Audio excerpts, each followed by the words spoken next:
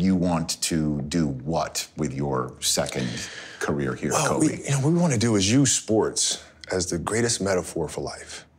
And if we feel like if we can teach kids how to deal with anxiety, how to deal with pressure, how to deal with failure, how to deal with success through sport, then in turn it helps them to become better people, right? So like if you're struggling with something, if your kid's struggling with a bully at school or struggling with taking tests because the pressure is just too much, how do you practice that?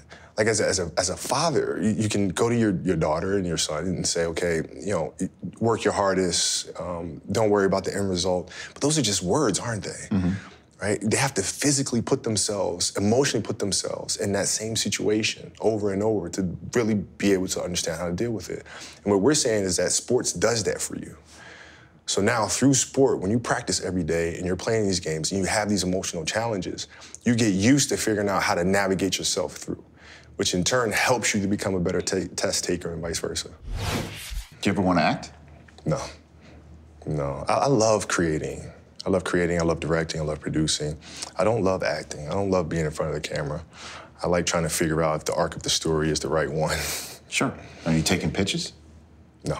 You don't take pitches? Nope. Nobody's pitching Kobe Bryant a story? No, we don't take pitches. Like we're a very focused company. Like we have our projects that's laid out 5 years.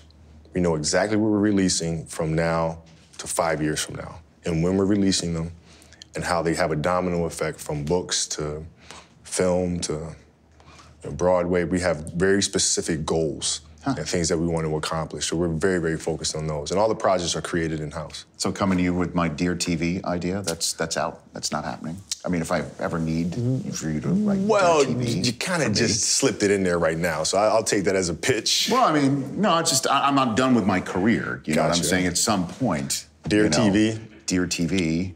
Listen, I can always, dust off the pen. It's okay if you don't like it, Kobe. It's fine. Brother, listen, I can handle dust off the pen and edit it for you. You write it, send it to me, I'll edit it for you. You'll make red notes, you'll circle? I will. Okay. In the meantime, you're just going to be coaching? I'll be like, this one, this one, that one's real. No, I'm wow, I feel, now I'm getting the sense of understanding. You said you're more patient now. What happened to the patience, Kobe? No, I'm saying it in my head as I'm editing it. When I give it back to you, I'll go, I think there's another level that you can reach. Okay. Wouldn't you agree? Well, yes, I agree with that. See, is that how it would go? Let's focus on being our best self. Okay. And in the meantime, you're just going to coach. You're coaching your daughters. Yeah, I am. Fantastic. The Rich Eisen Show, weekdays at noon Eastern on Audience.